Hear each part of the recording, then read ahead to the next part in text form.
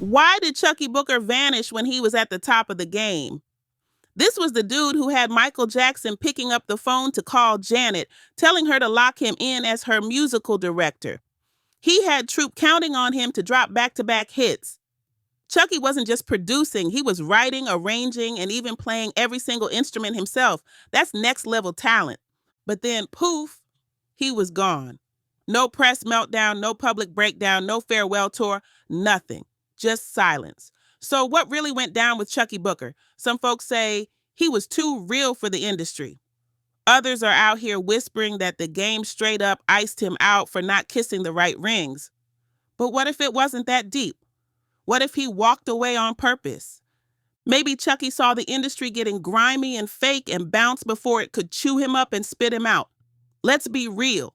This man could do it all without bragging or flexing. That alone made him a threat. The business wasn't ready for someone who stayed humble and had all the skills. They didn't know what to do with the guy who didn't need a team of producers just to make one hit. Say Chucky Booker now, and if people remember him, they'll probably bring up Turned Away, his 1991 R&B chartbuster, and then that's it. They stop right there. But there's way more to this story. People love to assume Chucky Booker was just another one-hit wonder who couldn't keep up with the new wave and faded out, but that's dead wrong. Chucky wasn't just some singer who got lucky. He was the driving force behind some of the biggest R&B anthems in the late 80s and early 90s. Long before he ever grabbed the mic, Chucky was in the background making magic happen, writing the songs, producing the beats, arranging every detail, and playing everything from the drums to the keys to the bass. When Troop dropped Spread My Wings or All I Do Is Think of You, people clapped for Troop, but they had no clue that was Chucky's brilliance behind the curtain. The story that he just couldn't stay hot, that's a lazy take. The truth, he never cared about chasing trends or clout. Chucky was out here building a whole sound, shaping what R&B even sounded like during that time. He wasn't trying to keep up, he was out ahead. And when it came time to play the game or sell his soul just to stay in the spotlight, Chucky made a bold move. He walked away. Before the machine could use him up and spit him out, he dipped. The truth is, Chucky Booker didn't vanish because he wasn't good enough. He disappeared because he was too good to be controlled. And the industry hates that. Chucky Booker wasn't just a singer, he was a one-man army. He did it all. Wrote the music, arranged the vocals, played every single instrument, and produced the tracks himself. While other artists pulled up to the studio with whole squads of writers and producers, Chucky was the squad. And in an industry that thrives on control and cookie-cutter formulas, that kind of raw independence, it shook them up. The labels didn't know how to handle a guy who didn't need their go-to songwriters, their expensive producers, or their stylists trying to manufacture an image. Chucky wasn't built to be molded. He came in fully formed. He didn't care about having a wild persona or chasing the spotlight. He wasn't out here doing stunts for attention or tweaking his sound just because some executive said, "This is what's hot right now." Chucky was about the music, plain and simple. But when the 90s started favoring flash over skill, when the scene turned into a circus of over-the-top egos and drama cooked up by labels, Chucky's refusal to play that clown game made him a problem. Suddenly, the phone stopped ringing. No more promo deals. The industry quietly turned their back, and then came the whispers. Guess Chucky fell off. Let's get it straight, he didn't fall. Chucky Booker walked away because you can't control someone who knows exactly what they bring to the table. He was never the industry's puppet, and he wasn't about to let anyone pull his strings. Chucky knew his worth, and that made him dangerous to an industry built on manipulation and hype. If you really want to understand the weight of his impact, you got to start with Troop. Back in the late 80s and early 90s, Troop was everywhere. Smooth vocals, sharp dance moves, and slow jams that ruled the charts. But behind the scenes, Chucky was the mastermind making it all happen.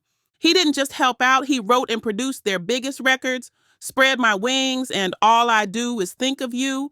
Yes, the Jackson 5 remake that Chucky somehow made even better. Those tracks turned Troop into a household name, and let's be real. Without Chucky's genius, those songs wouldn't have existed the way we know them today. But his reach didn't stop there. Janet Jackson The Janet personally picked Chucky as her musical director for the Rhythm Nation World Tour. That's not just a job, that's serious respect. That's the kind of trust only legends get. And on top of that, he had the full support of Jimmy Jam and Terry Lewis, straight up R&B royalty at the time. There were whispers, big whispers, that Chuckii Booker was doing quiet work with none other than Michael Jackson and Whitney Houston. Yeah, that level. He wasn't always listed in the credits, but the real ones behind the scenes, they knew his name. Everyone in the inner circle recognized the truth. Chuckii was a silent genius, moving in the shadows while stacking wins left and right. But the more success he racked up, the more he refused to play the industry's little game, and that's when the tension started building. Chuckii wasn't about to be anybody's puppet, and that made him a problem.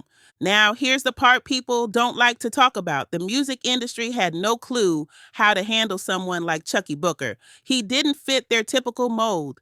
He wasn't flashy enough for them to push as a sex symbol. He didn't fit the rising New Jack Swing image. He wasn't out here pretending to be from the streets. And he definitely wasn't about to water down his sound just to chase whatever was trending that week. Chuckii was sharp, clean, and way more talented than most of the artists the labels were tossing millions at. When he dropped his second album, Neeson Wheeled, in '92, it was smooth, funky, and miles ahead of its time. But guess what? The promo was nowhere to be found. No radio push, no billboards, no buzz, just silence. Not because the album flopped, it didn't. It just went over the heads of the suits. They didn't get it. And instead of learning, they just let it fade. They couldn't package him, and that terrified them. Chuckii wasn't out here stirring up scandal, chasing headlines, or feeding them some wild storyline to boost sales. He was just making solid, timeless music. And in the eyes of the industry, that was a problem. Even worse, while the artists he was shaping, like Troop, kept climbing the charts, Chuckii started getting treated like some sidekick. Can you imagine? The man literally crafting their entire sound, the one behind the beats, the arrangements, the hooks, was being overlooked like he was just an extra in the background. Why? Because the game doesn't reward quiet power. It rewards noise, flash, and drama. And Chuckii? He wasn't about to fake a persona or act wild just to stay relevant. And then he was gone. After the early '90s, Chuckii Booker vanished from the mainstream like he never even existed. No farewell tour, no emotional goodbye album, no messy exit, just silence.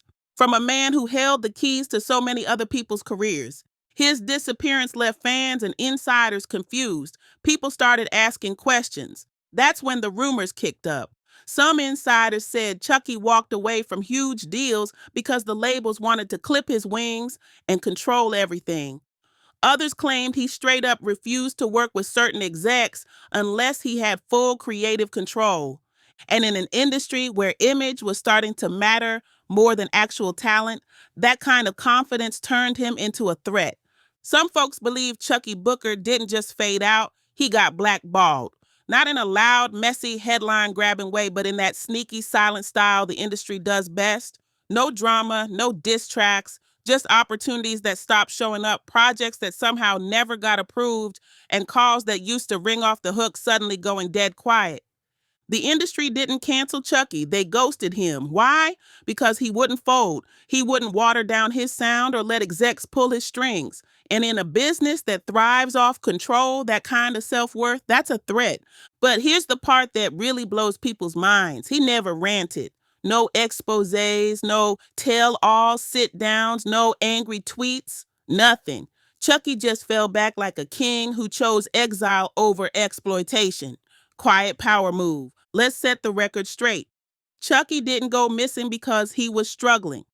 Between his solo royalties and the publishing money from Troop's classics, Chuckii was stacked, quiet rich, the kind of wealth that doesn't need flashy posts or flexes on cribs. He wasn't out here buying Bentleys, he was building a full home studio, collecting rare vintage keyboards and locking in exclusive projects that only industry insiders even knew about.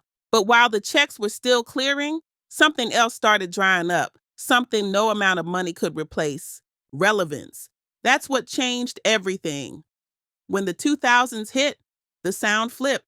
Hip-hop took over, R&B got all polished and synthetic, and producers weren't just behind the boards anymore, They became stars. You had Timbaland, the Neptunes, Jermaine Dupri, each one with their own look, their own brand, their own spotlight. But Chucky, he didn't chase that wave. He wasn't about to turn himself into a flashy character just to stay hot. And because he wasn't on trend, the industry left him off the revival train. No Versus battles, no shout outs, no tribute albums, not even a lazy "Where Are They Now" segment. Meanwhile, new artists were out here sampling his beats, using the very sound he helped create. Yet no one was calling his name. Not because he wasn't legendary, but because the rules had changed.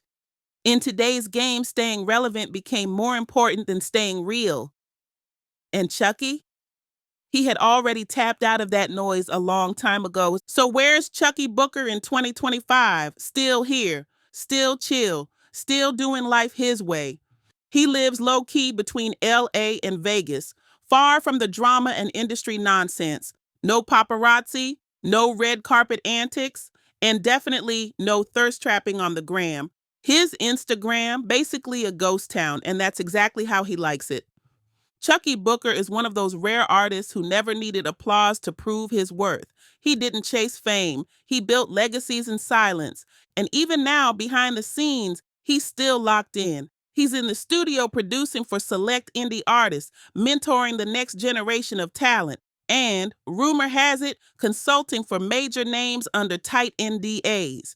He's got his own custom studio, still keeps his sound crisp, and no surprise here, he's still playing nearly every instrument himself. That's just how Chucky rolls. No shortcuts, no ghost producers, just raw skill. And when it comes to money, he's not out here throwing cash like a rap video, but he's definitely not broke. Estimates put his net worth somewhere between 1.5 and $2 million.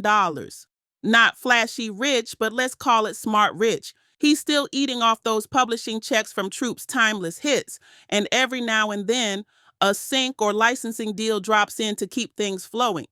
What's crazy is, after all that, Chucky's not bitter, not even a little. He's private, intentional, and still highly respected by anyone who truly understands music. He might have left the spotlight, but he never stopped being a real force in the game. Chuckii Booker didn't fall off, he walked away. And not because he couldn't keep up, but because he refused to water it down. In a game driven by ego, image, and copy-paste formulas, Chuckii Booker was cut from a whole different cloth. He was quiet, genius, and never willing to compromise. He wasn't chasing gimmicks. He was built for the music. And the second the industry started caring more about branding than brilliance, Chucky slid out. No mess, no headlines, no drama, just a clean, silent mic drop. But don't get it twisted. His fingerprints are everywhere in R&B. From the rich harmonies that made Troop stand out to the smooth synth vibes you hear sampled in today's hits, Chucky's influence still runs deep. Even new artists, some of them unknowingly, are building their sound on a blueprint he helped draw.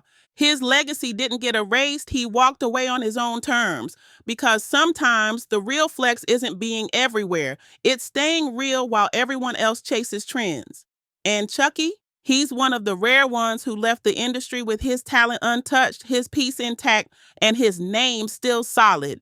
He didn't need to play the fame game. He just made music that lasted, and that's something money, fame, or clout could never buy.